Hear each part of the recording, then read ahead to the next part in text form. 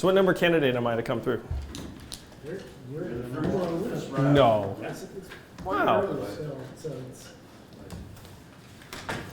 Lots of people, Bill Clinton and pretty much everybody but George W. Bush. They want us to tell you to say where you are. Oh, that's great. So, all right, well, welcome, thanks for coming, we really appreciate your time here. So we're gonna keep this to about an hour, and kind of touch on a lot of topics. I thought we'd start with a fairly interesting local connection. You went to Fruits Exeter, and you Yes, were I did. there at a pretty interesting time, 92, Yeah. correct? And there was a young governor who was kind of a comeback kid. Were you involved in politics at all? Do you have many memories from that time? Was it formative? It was formative, but I turned 17 in 1992, so I wasn't legally able to vote. I graduated from high school a little bit young, and so I didn't have a chance to vote for Clinton until his re-election in 96. But certainly, it was a very exciting time in the state and in the country. 92, we're all very happy. These young people got behind Bill Clinton, very high levels. Yeah. Like, did you go to any events or anything like that, or is it just kind of something that passed by like many people that age? You know, unfortunately, I didn't attend much, in part because we were stuck on campus, more or less, and and I don't remember Bill coming and speaking at Exeter. Like, he must have, but I genuinely don't remember it. It's, I mean, like, if you look in the memory banks, he must have, but like, I would think I would remember that. So I didn't attend any events during that time. All right, so let's dig into universal basic income. It's certainly what you've been defined as, and what kind of is really unique about your campaign. I think what a lot of people are really trying to kind of grasp and kind of understand. But before we get too into the particulars, just kind of this question about what drives voters. I mean, do you worry at all as a candidate that people are going to come out and support you just because, hey, I want the $1,000? monthly check? And is that good for politics? Is that something you wrestle with at all? Well, I'm sure there'll be many different reasons that people support my campaign. Certainly some people might be drawn by the freedom dividend and the promise of what that would mean for their families. I don't think that's necessarily a bad thing. I mean, the fact is our economy has become increasingly punishing and inhuman over the last number of years, where more and more Americans are struggling to make ends meet. Wages have been stagnant as education, healthcare, and housing costs continue to rise. And so right now, a lot of the other politicians are coming in with solutions that, to me, would not actually address the reality on the ground for many people. And so if people look at that and say, hey, I like the idea of $12,000 a year, it could be that that's exactly what we should do. And if that's what attracts people to the campaign, then in my mind, that's not unhealthy. Can you tell us why you're more than a candidate of a lot of really interesting ideas? You know, I was reading the post profile of you, I guess it was published last Sunday, and I think she described it sort of cleverly, like you had to sort of throw the spaghetti type campaign and see what sticks, you're willing to change, but what really struck me were the comments about the article, which were thoughtful, intelligent, no name throwing, to the point where somebody said, you know, I like these comments, they're refreshing, nobody's, you know, insulting people. So what makes you more than a candidate of appealing ideas that you sold on podcasts, for starters? Well, someone said that if this man can unify the YouTube comment section, then he can definitely unify the country. Seriously, there was a comment to that effect. So I have copies of my book here, which goes into my research and thinking that I developed really over a number of years. So it's certainly not the case that I showed up and was like, hey guys, let's throw some interesting ideas out there and see what catches people's interest. There are some core ideas that I learned the hard way in many respects over my career. And if you read the book, you'll see that those ideas are very steady throughout the campaign. Now, are we learning and also modifying and adapting and adjusting? Of course. Are there things that I've learned on the trail where I say, wow, like we should explore decriminalizing opiates because we need to do much more for people who are suffering? Yes. So we're learning. I think that's a good thing. But the core ideas of the campaign have been there since the beginning, since really before the campaign started. That being UBI, Medicare for all help. So, obviously, for starters. And I'd like to retrace my steps a little bit, but first I just want to congratulate you all on the work you do, because I think local journalism is incredibly important. Over 1,200 newspapers have gone out of business over the last number of years, and because the primary revenue source has been classified ads, which have now gone to the internet and Craigslist, and so all these papers have disappeared. And studies have shown that if you lack local journalism, then voters become more polarized and less informed, which makes sense. So they start voting along party lines, and the whole exercise of democracy starts to degrade. Now, we've been through this relatively happy period when local journalism could be market supported, but that period is ending in many vicinities.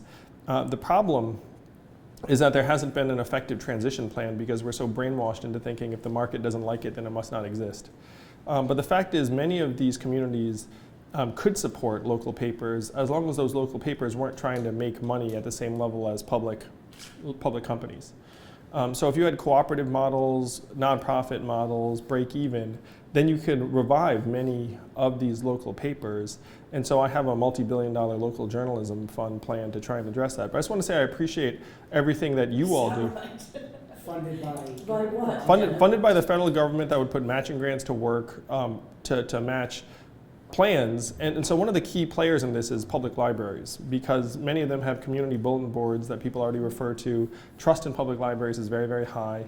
And so the plan is to, at the federal level, say, look, if a community has a plan to try and transition to a sustainable journalism project in their community, then we will match it. And so you create a bridge. Because if you believe in democracy, then you have to believe in local journalism. If you think local journalism is not going to be market supported, then you need to find alternative means of operating.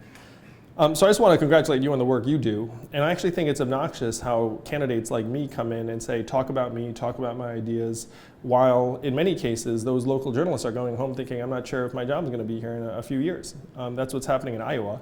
I go to Iowa and I'm like, hey, like a reporter confided in me that their paper just got bought by a hedge fund that's rolling up papers, and everyone in the newsroom doesn't know if they're going to have a job. So instead of just me talking about like what I'm focused on, it's also the work you do is vital. And I think that if we believe in democracy, we have to find new ways to support local journalism. So I just wanted to say that up off the top, just saying that I admire what you all do. It's great work. I know sometimes very difficult and rewarding, and people will beat you up for whatever reason. But it's like I think about the people I went to school with, and some of my favorite people wanted to be reporters. And now, unfortunately, Running hedge funds? so it sounds like kids who went to Exeter. So yeah, like a lot of the Exeter kids did just end up going into Wall Street and private equity and the rest of it. It's one reason why I spent 7 years trying to train young entrepreneurs to create businesses in Detroit, Cleveland, et cetera, because I saw all my schoolmates from Exeter become Wall Street whiz kids and Silicon Valley wizards and management consultants, and it's corrosive over time. So I spent 7 years trying to create a new path for young people, and then realized that wasn't going to be enough. And so now I'm running for president to try and humanize the economy. That was all very compressed, but yes, you're right, because the Exeter kids all became the hedgies that then end up buying the paper and then firing everybody. Can you make a little bit about how, oh, go ahead. Sorry, I just related to that topic of young people and what the future looks like. In the podcast that you did with the Times that I listened to this morning, one of the things that you were talking about was the need to reform higher education in terms of the cost, having more than doubled, and the sort of bloat in the administrative part of higher education.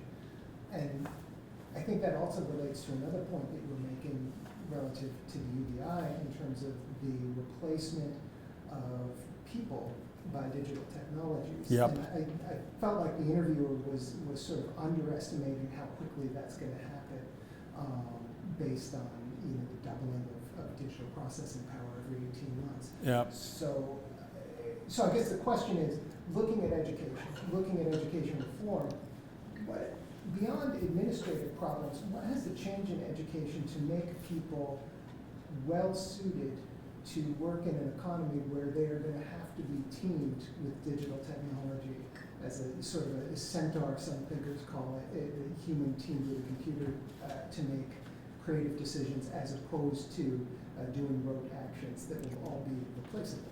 Yeah, it's a monumental challenge, and the problem is that the incentives aren't there for our educational institutions. If you're a university and you do the same thing this year you did last year, nothing bad happens to you. You know, you get paid up front with government loans.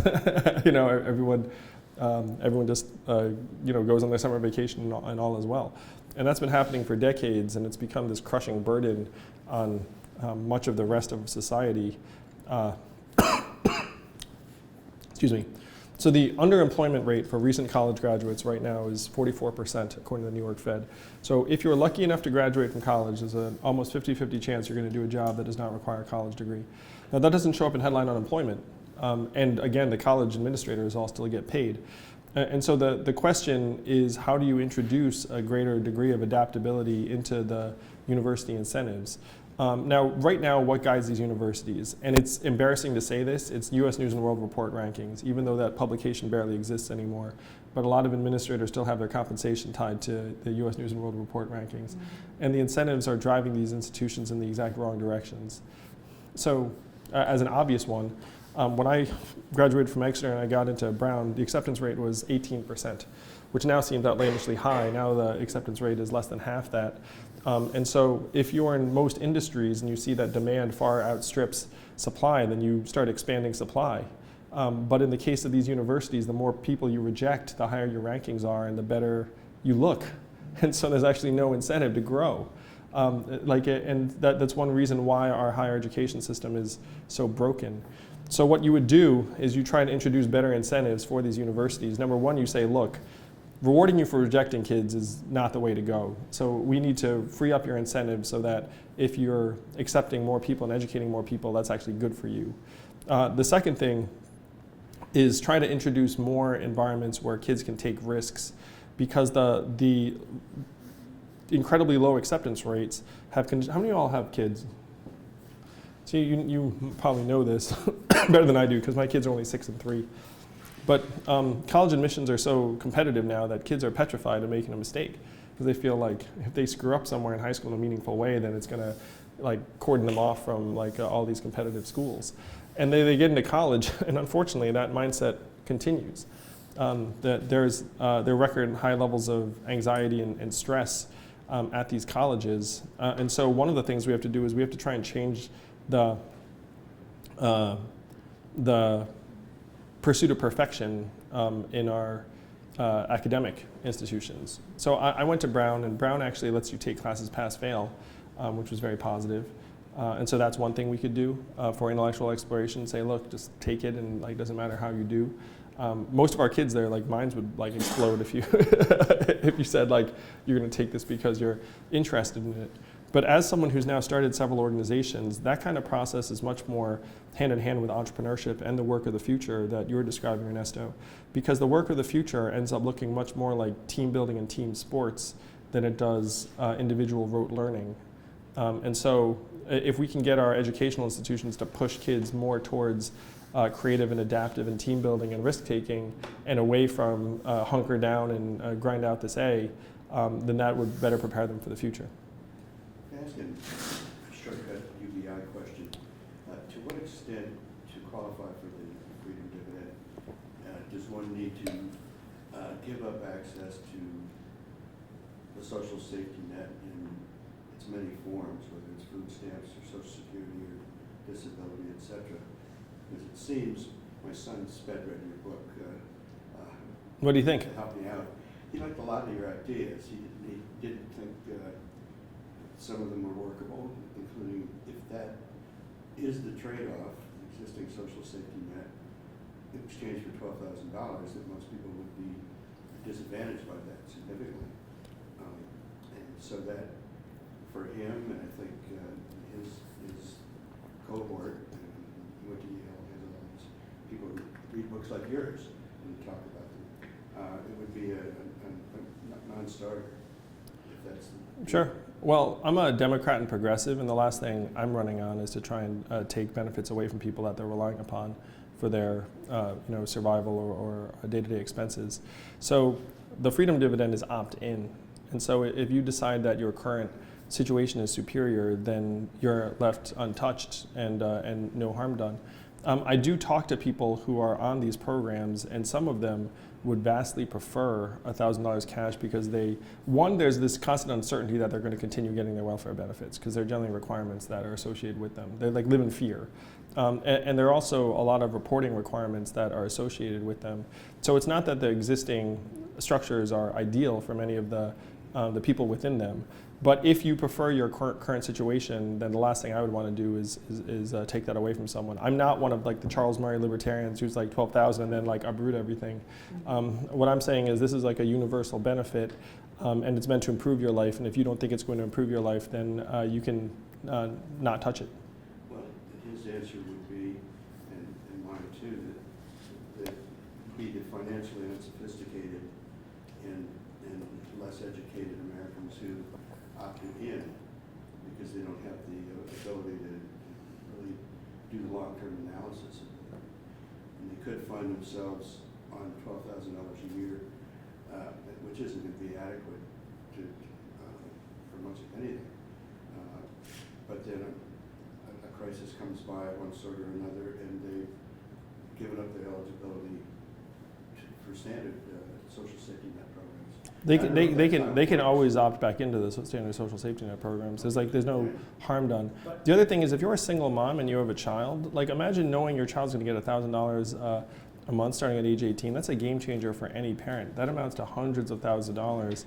And if you have multiple children, that's like, multiple hundreds of thousands of dollars. This is a massive restructuring the economy in a way that would help human beings.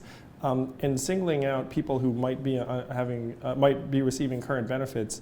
Again, we're not trying to touch anyone's current benefits, but most people who have benefits that have children would be massive winners under this over time. So there's the phenomenon, I think it's called marginal propensity to consume, which is that lower income people are more likely to spend additional income. And that's proven out by the data.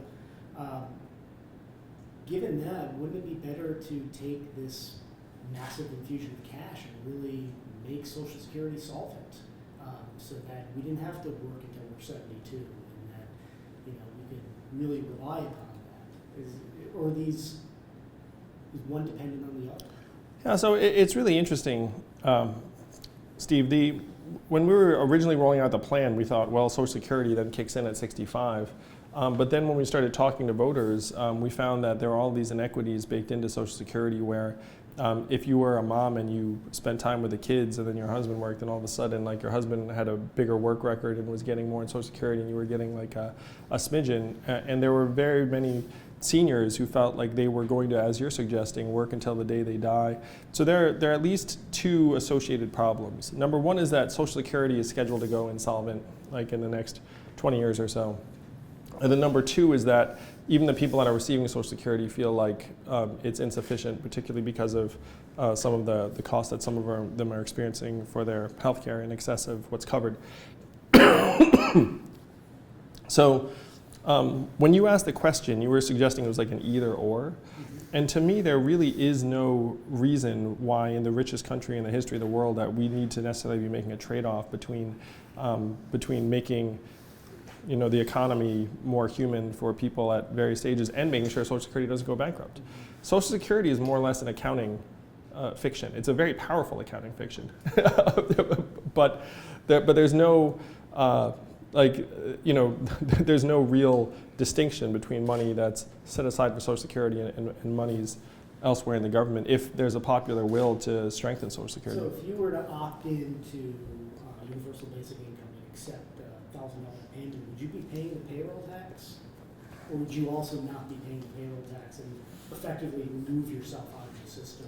Perhaps temporarily, maybe go back and forth. Well, the vast majority of the people that would be receiving the freedom dividend, which would be most of us, would also still be working and receiving income and then be paying payroll taxes on whatever it is that their standard compensation payroll is. Tax specific to Social Security benefits. Oh, you're thinking specifically in Social Security benefits? Yeah, specifically. And I'm just thinking of how to keep Social Security solvent for the people, because if you're removing a large percentage of the people from the Social Security pool, wouldn't it be less likely that it'd be solvent going forward for the people? You're removing, you mean people who are working and putting in money into the fund? Yes, exactly. People that And why would that go down? because you have fewer people now investing into Social Security. And why would that be? I don't know, I'm asking you, is that not? It sounds like you're suggesting that the workforce would diminish sharply with universal basic income, which is not what the data shows. The workforce? No. Because it sounds like you're thinking fewer people will work, Just so getting less money will be off the going. program. Yeah, which is not what would happen. Like work levels will essentially stay constant. The only two groups that would work less would be new moms and teenagers who'd spend more time in school, which are relatively limited parts of the population for limited periods of time. When you describe to New Hampshire voters this idea that we're in the third inning of this industrial revolution and automation is coming within the next dozen years or so, what is it, a third of jobs? Yes. How do they react to that? Are they surprised, or do they share stories with how that's already affecting them?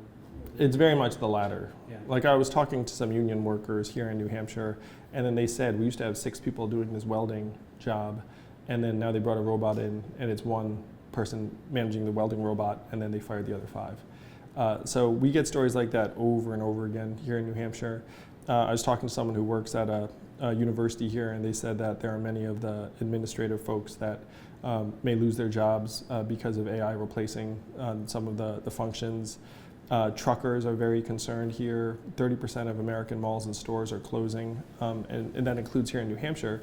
So when I ask the people in New Hampshire, have you noticed stores closing? They're like, heck yes. Particularly in the rural areas toward the north, they see their main streets boarding up like this, and then I ask them, why are your stores closing? And they think for a second, and then they say Amazon. And I say, that's right. Now, you don't think of Amazon as literally like robots, because it's not like a robot came and took your job behind the main street counter.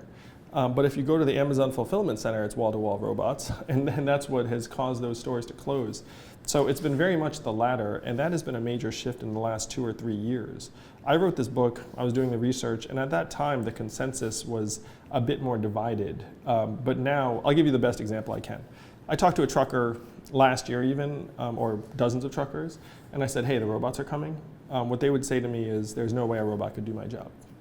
You have that same conversations with truckers this year. You know what they say? We need to make the robots illegal. That's a very, very different response than there's no way a robot could do my job. Do you think more broadly than robots that people should be more concerned about the development of AI unchecked by regulation? Right. So there's something called artificial general intelligence, which is the stuff of science fiction movies, which is the sentient word game, Skynet, take over everything. The odds of that happening in the near term are very, very low. We're actually not even sure how you'd get to artificial general intelligence. The AI that we're working on right now is better than any human being at a narrow task, and then completely unconscious and dumb at anything else. So they can identify tumors on radiology films better than any human doctor, but they can't do anything else. Like there's no chance of them, taking over. The problem is that you don't need artificial general intelligence to displace a significant proportion of the 2.5 million call center workers in the United States, because you don't need general intelligence to take on that customer service call. You just need a very sophisticated decision tree and hundreds of voice prompts. And so the fear around AI as like the science fiction going to take over the world, that stuff is, at least right now, premature. AI getting rid of significant numbers of workers is immediate. And that's a distinction that in some cases the public struggles to draw. So what's the solution on that? I mean, is it to, in fact, limit the amount of automation, or is it to assume that there's automation is going to exist and then refocus people to job training? So one thing I'd want to point out is that none of this is speculative anymore. The reason why Donald Trump is our president is that we already automated away 4 million manufacturing jobs in Michigan, Ohio, Pennsylvania, Wisconsin, Missouri, Iowa. New Hampshire went through it a little bit earlier, so this wasn't as immediate. And now that's spreading to retail, call centers, fast food and food service, truck driving, transportation, and bookkeeping, accounting, legal work, insurance, financial advisory, journalism. It's all happening. Or like this person I'm now giving $1,000 a month to in Iowa, Kyle, he was trained as an audio engineer, and he said that what used to be someone like me in like $1 million studio is now just someone on on an Apple. And so like my job got automated away. So this has been ongoing for the last number of years, and it's only now going to accelerate. So if someone were to come and say, hey, we should stop the automation, it is essentially impossible to do so. Now we're going to see some parts of that happening because some very powerful political groups, let's call them doctors, are going to come along and say, hey, what I do is really important, and you have to make sure that only I can do it and not technology. And the doctors may win that fight because they're a very powerful lobby, and then they'll say like, you can't have AI telling us what's a tumor without the human radiologist. But then there are going to be other fields that there's no lobby, and then their jobs are going to disappear very fast. So retail is the most conspicuous, where obviously no one cares what happens to retail workers, even though it's the most common job in the US economy. The average retail worker is a 39-year-old woman making $10 an hour. So if you have 30% of those jobs disappear, those workers don't have much in the way of savings, but they also have no voice in government. They don't have a giant professional association there in DC saying you have to protect our jobs. So this is one reason why what we have to try and avoid is a race for political protection, which is exactly how it's going to unfold right now. That the powerful groups will say, protect my jobs, and then the powerless groups will just get cast aside. Practically speaking, how is your $12,000 a year going to help that lady who's lost her retail job if she has to give up other benefits? We have, again, practically speaking, we have a dead mall in Concord, essentially dead. It's been written about in the Wall Street Journal. And we have closed storefronts on Main Street in Concord. Yep. What is your plan? You could tax Jeff Bezos. Yep. You can give people $12,000 a year. Yep. How is it going to help our dead mall on Main Street? Practically speaking, what are you going to do? So if you look at my policies on my website, I actually have an American Mall Act proposal where I propose a $6 billion fund to help try and repurpose malls like the one in Concord towards some community use that would be sustainable. And it's very hard to do that just out of private funds. If you're a real estate developer, are you going to take a bet on the ghost mall? Maybe, maybe not. But if the government comes in and says, tell you what, we're going to guarantee your investment if you put down $1 million, we'll put in another $2 to $3 million, then it starts getting interesting.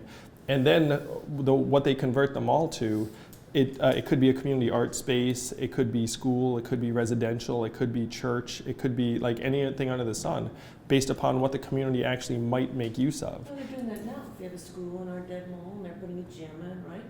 Yes. Why does the federal government have to get involved in that? Well, Why can't that be generated privately? because you're looking at 30% of American malls closing in the next 4 years, and some of them will have a private marketplace adaptation, and then some will not.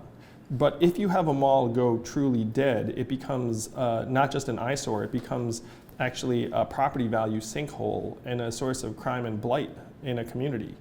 It goes from being a center of commerce where families go to being the place that depresses property value for blocks and miles around. And so if you see that's happening in 30% of American communities, are you just going to say like, oh, well, once again, it's just like the newspapers. It's like, well, either we think the market is sacred and everything it deems unworthy should be destroyed and let fall into nothingness, or we say, look, we're an intelligent society. We see that we're going through the greatest economic and technological transformation in the history of our country. And if there are things that as a society we can do to keep things from going to extreme negative value, then it just makes sense to do them. Because that mall in its heyday was worth tens of millions of dollars in commercial activity. If it goes dark, it's not just zero, it becomes negative tens of millions of dollars. Even trying to demolish that mall costs millions of dollars. And Main Street, what about Main Street? What about those stores? So the Main Street stores, the hope is that if you have, how many adults live in Concord? 33,000 adults. Oh, Yeah, 42 adults. people, How many? 42,000. People, so 30,000 adults. Then How how, many? and then how many of them do you think are currently receiving public assistance? I don't know that percentage. You? I don't know. Yeah, we're a center for I would a say. state mental hospital and prison, 2 prisons, so We have a lot of higher than untaxable. normal percentage. Yeah. But the poverty rate is, our household income is about average for the state. Partly Yeah. because we have these institutions. Yeah, I think dragged it's down the probably average. lower than some other, I don't know. Yeah, Go but ahead. it would be higher in Manchester or. Yeah, sure, places like naturally. that. So North Country. So let's say that round numbers, like 10,000 are currently on public assistance and 20,000 are not of the adult population. So under my plan, there'd be an additional $20 million a month in consumer buying power here in Concord. Now, how much of that gets spent here in the local community? Amazon, whether they shop on Amazon? It depends. Exactly. It depends, that's right. They're gonna buy a computer and they're gonna shop on Amazon because it's cheaper Yeah. and you have more choices. Yeah, so there are many businesses that just cannot compete with Amazon, and even if you're affluent, then like that store will not exist. But are there increased retail opportunities in an economy where there's an increase of $20 million a month in consumer buying power? It might not be the same stores. It might not be a computer store to compete with Amazon, but it might be a yoga studio, which obviously you can't do online. It might be, it might be a cute hipster cafe that we just go to for the ambiance. Yeah, but if all you have is $12,000, you're not going to yoga, you're going to Shaw's. So still though, this is $12,000 in addition to whatever they're currently making. And so it's an extra $20 million a month, $240 million a year. If you go to the retail districts of an affluent town in New Jersey, like they're still open for business, you know what I mean? Like that maybe the businesses look a little bit different. And so if we put consumer buying power into the hands of the people in Concord, then at least some of those Main Street stores actually have a path forward. But we're using taxpayer money to do that. Well, so when you say taxpayer money, Laura had it right when she talked about Jeff Bezos. $1 trillion tech company, how much did Amazon pay in taxes last year? Zero. Yeah, so they're sucking up $20 billion in business out of your Main Street. You're getting back zero. And then your communities are disintegrating. And so what you have to do is you have to go to where the money is. And the money is not here in New Hampshire. The money's with Jeff and the gang. You know, the money is leaving here and going there. So what I'm going to do is I'm going to go there, get the money back, give it to you all, and then you're going to spend some of it with Jeff and the gang. Like the virtuous cycle will continue, but some of it will go to the closed Main Street stores. Some of it will go to the car repairs you've been putting off, tutoring for your kids, the occasional night out, and a lot of it stays here. Retirement savings. Some of it will go to retirement savings, sure. So it varies year to year between fifth and seventh wealthiest state. As it is now, a bigger share of our tax dollar goes elsewhere, Mississippi, Louisiana, things like that. And it seems like just taxing the super rich isn't going to provide the kind of money we're talking about with a plan like this. So people in states like New Hampshire, where the average household income is high, will lose part of that income to subsidize, and maybe rightly so, but people in trailer parks in Alabama, is that what we want to do? And when we come to saving malls, when we didn't save Blockbusters and video stores, and they're empty all over the place, still, is there a value in saving a shopping mall in a post-retail era? No one's saying bring back the mall as it was. What we're saying is that there may be, that there may be another purpose to this, like infrastructure that, again, in the absence of some vitality, will end up becoming a black hole. Do you think I agree with that. a basic income like this would depress salaries because employers would say, well, you're getting this, I can offer you a lower salary? You know what's fascinating is it actually have a range of impacts, because there are some jobs that they might actually have to pay you more. Like, think about the crummiest job you can think of right now that might pay like $8-9 an hour, and then you're getting $1,000 a month, and then I'm saying, hey, I'm going to give you $9 an hour to do this job. And be like, wait a minute, like I actually don't want to do that job. Like the pay might go down for certain jobs that everyone wants to do. Like, let's say in a nonprofit setting, if it was like volunteering with kids, and there were like a lot of people that wanted to do that intrinsically for some reason, then it's possible you might see like, slightly lower comp. But then in some spaces, dangerous or boring or jobs that people don't like, you might actually see compensation rise, because it's harder to exploit workers that don't need your job in order to actually just subsist. It's also harder to exploit, harass, abuse workers, and this applies particularly for women, because we know there are millions of women who are in abusive or exploitative jobs or relationships that they could improve their situations if they had some economic freedom. And so it actually has a range of outcomes depending upon the occupation and the environment. And would there be a potential where it could, I know you've talked about the self-destruction as it relates to, you know, losing your job to automation. And I heard you talk about, you know, the rise in suicide and overdose rates.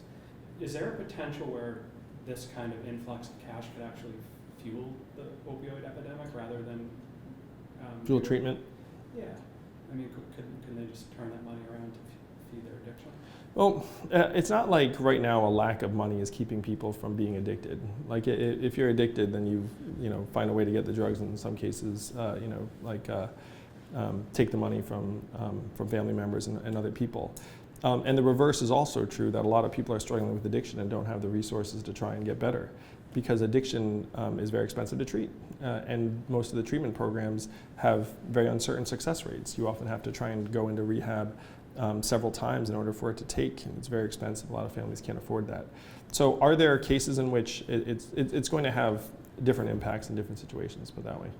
Related question to that, one of the other arguments that people have made against a UBI is that giving some people the potential to not work would have the impact of taking away a sense of purpose in life. And obviously that's also been tied to the opioid epidemic, is a general sense of despair or ennui in a culture that has lost the sense of purpose.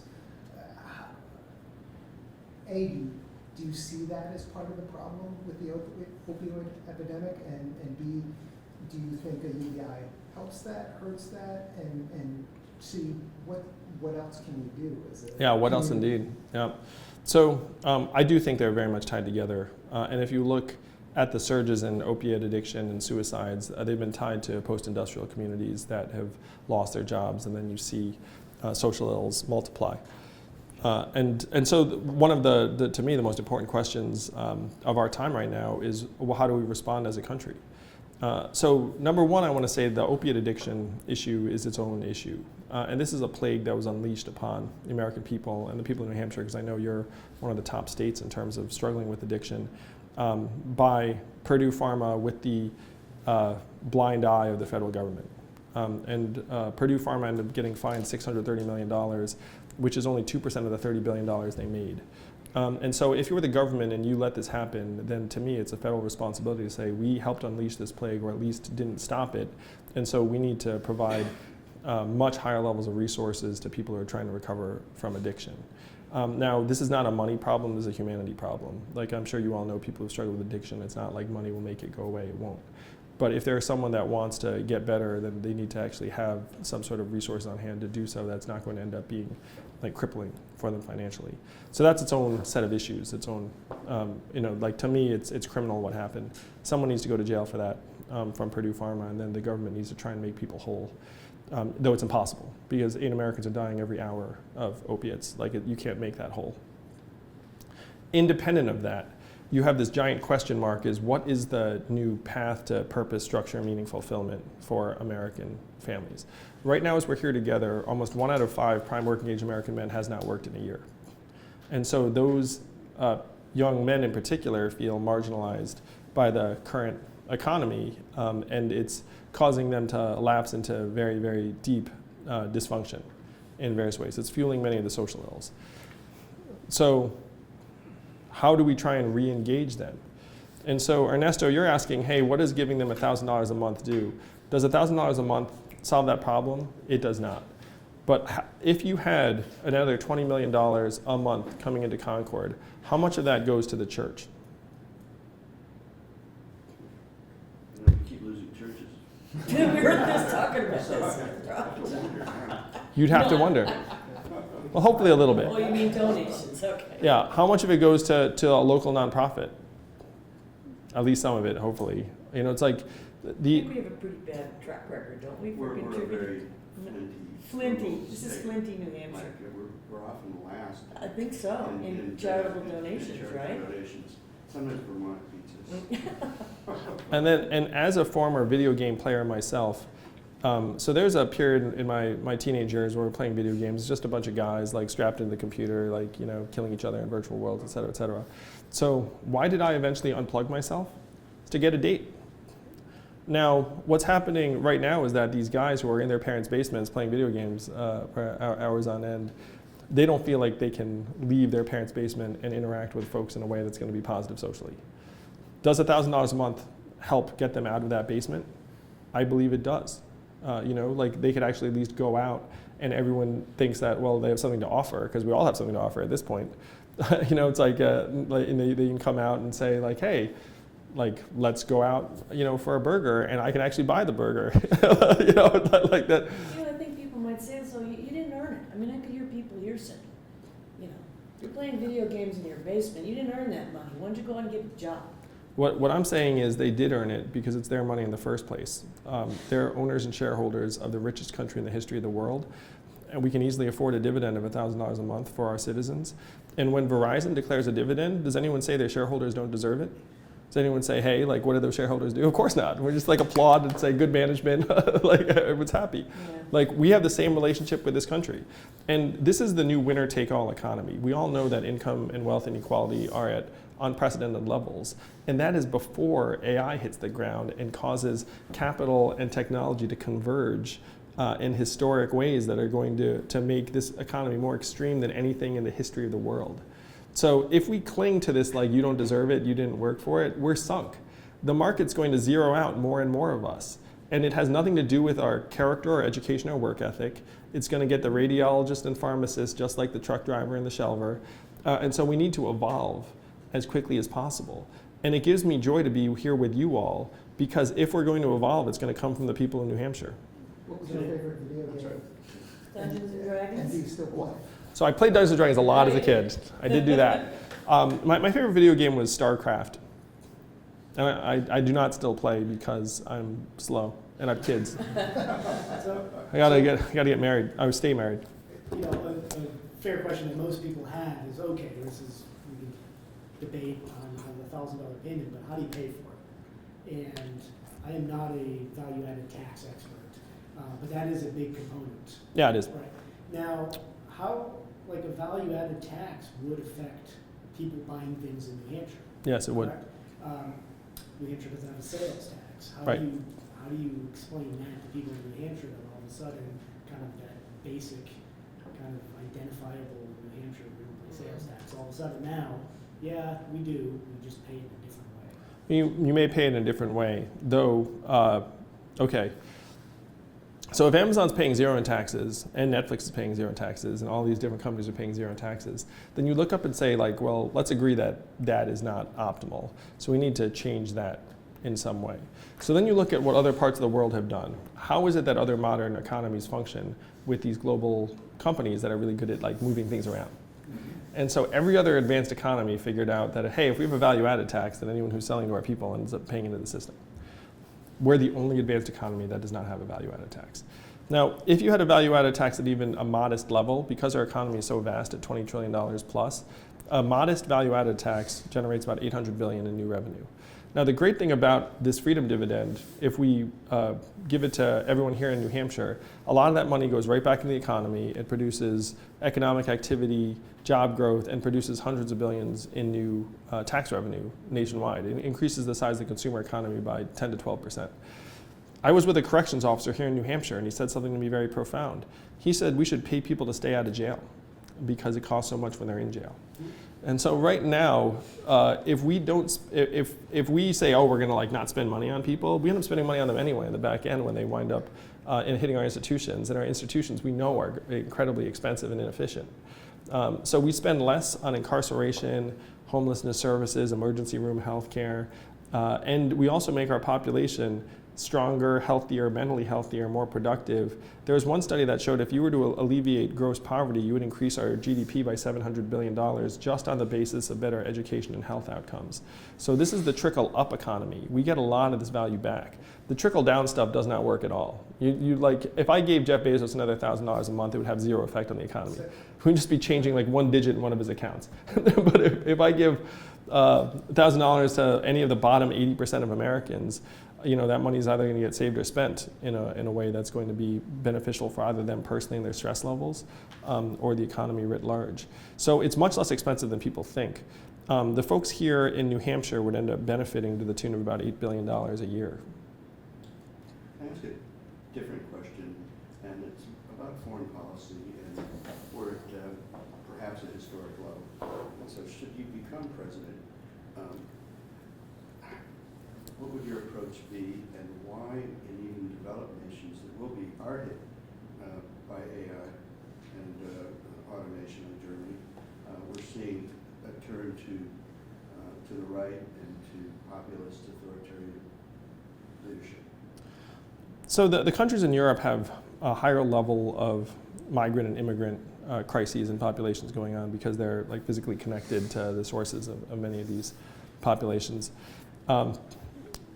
America, in terms of the impact of AI and automation, is somewhere in the middle in terms of the different countries, in terms of the proportion of jobs that are subject to replacement. 44% of American jobs are either repetitive manual or repetitive cognitive. That puts us at around the middle zone of countries. Now, we have a couple of things working against us. Number one is our workers are more expensive than other countries' workers, which makes the incentives to automate higher. Number two is that the things that Americans depend upon for what they'd consider a good middle-class life are also more expensive. So that's healthcare, education, housing, just more expensive than in other societies. So if the question is, we're all seeing this rise in populist authoritarianism, it's in part because the extremities of capitalism are playing out in different parts of the world, and the immigrant crises have been unfolding in a way that have upset the balance in many of these societies. And the US is subject to the same pressures. To me, Donald Trump is a manifestation of the third inning of this transformation we're in the midst of. The problem is that no one in the Democratic field is talking about actually trying to cure the underlying disease. They're treating it like Donald Trump is the disease. What I'm saying is Donald Trump is the symptom. The disease is a transforming economy because of accelerating technology.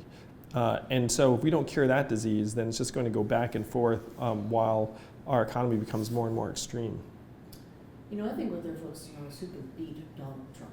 Yes. Why do you think you can beat Donald Trump? I mean, believe me, after what happened in 2006, no one's going to say it's inconceivable that Andrew Yang couldn't be president. Why you? I mean, you had a lot of ideas. You're president of the United States. What makes you think people are going to vote for that?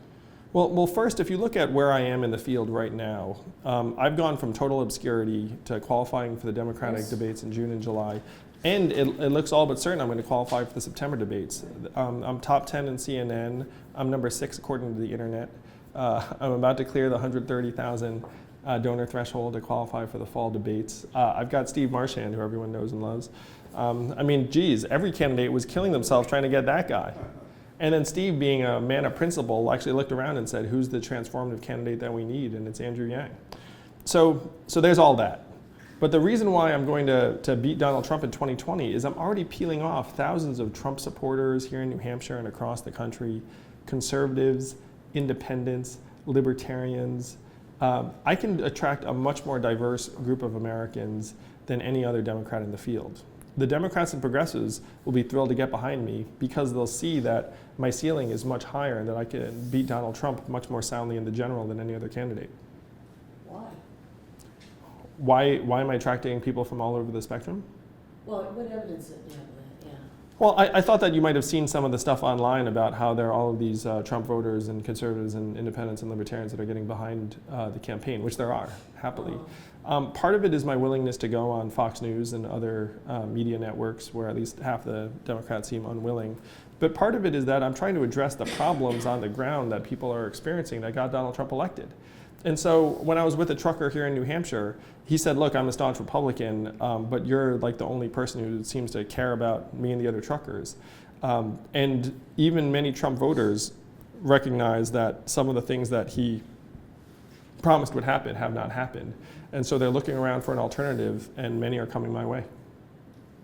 So first you have to win the Democratic Party nomination. Yep. And and the Democratic Party has changed quite a bit since the last election, and I think many Democrats are kind of unsure of which party they're supporting. Is it the kind of more traditional Joe Biden end, or kind of where Bernie Sanders brought the party?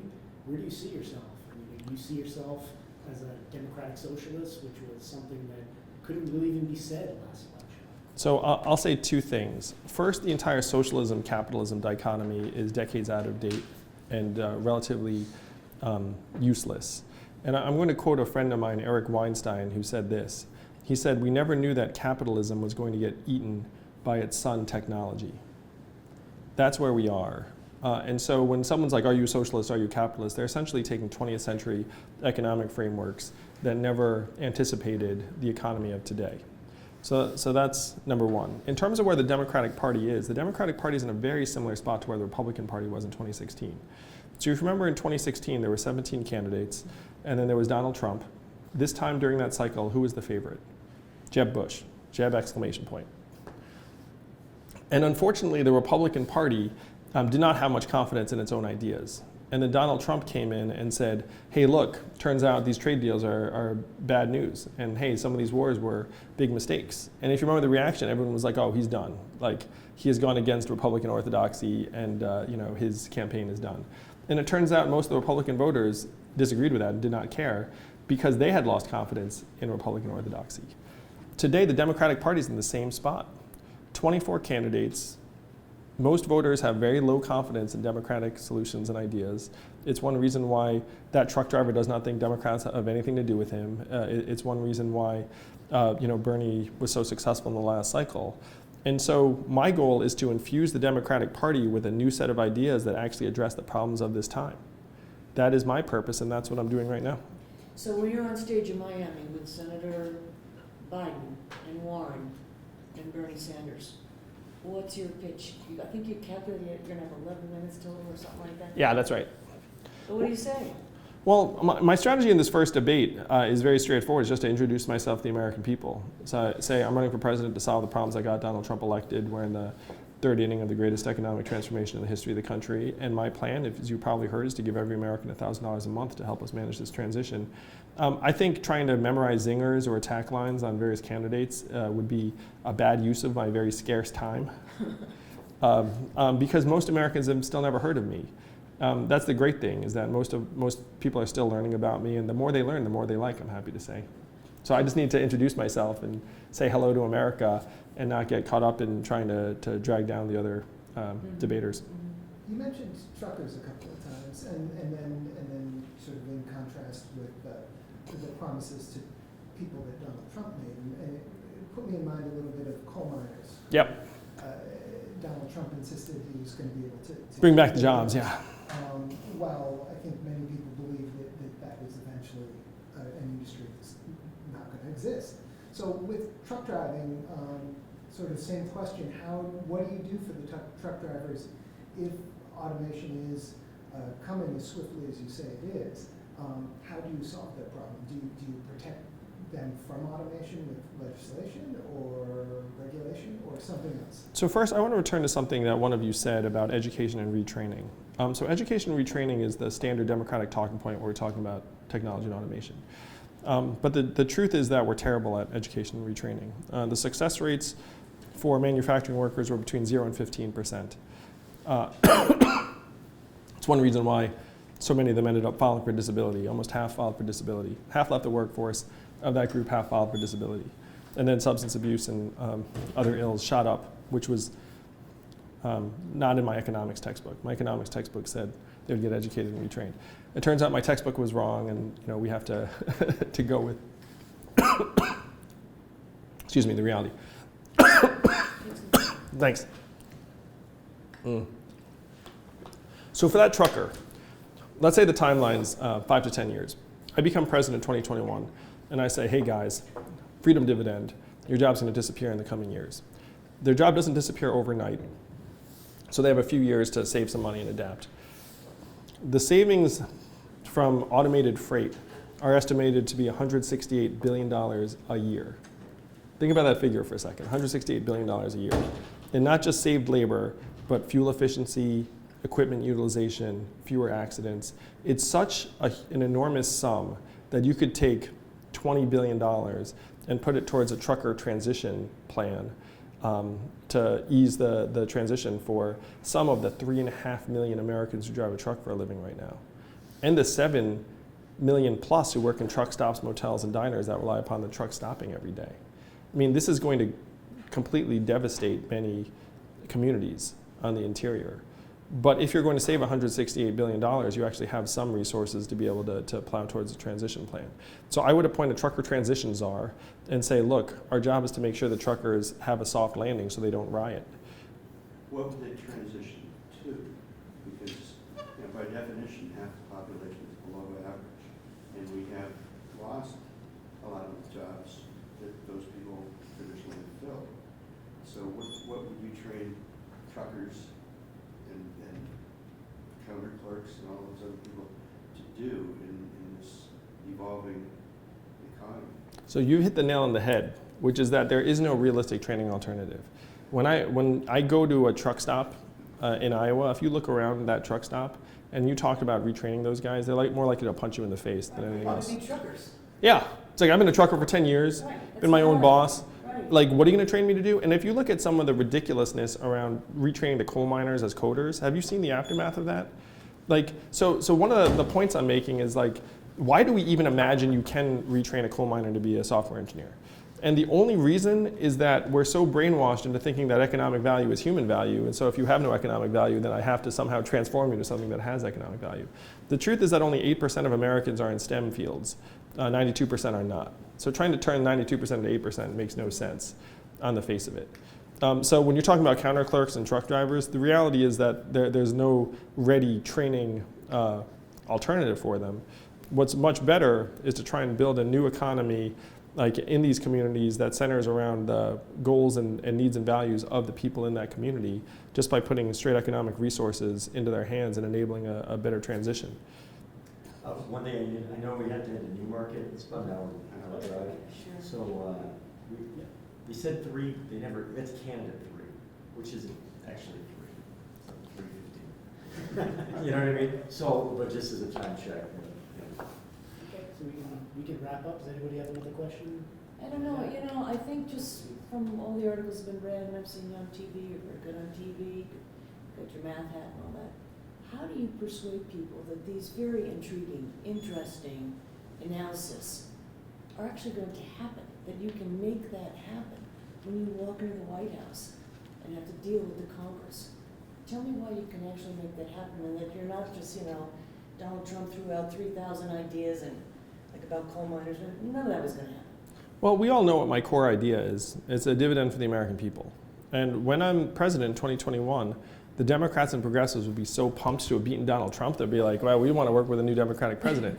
But then the Republicans are going to look up and say, wait a minute, a dividend is a huge win for rural areas, red states on the interior, places that have been blown up and devastated by a transforming economy. And I don't need 81% of Congress to pass this. I just need 51%.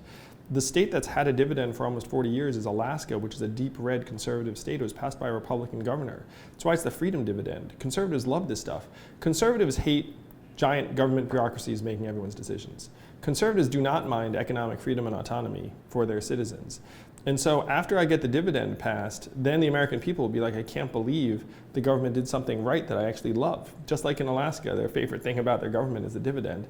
And after I get the dividend passed, then we can try and focus on other things that are bipartisan, like infrastructure and some level of immigration reform, hopefully. So, it's like, but everyone knows I'm running on the dividend, and the dividend is actually very bipartisan in its appeal. And briefly, in your book you talk about indexing the dividend to the value of technology, which is completely mystifying to me, at least. I mean, you can index oil or commodities, but how could you ever get anyone to agree on what that components of that index should be?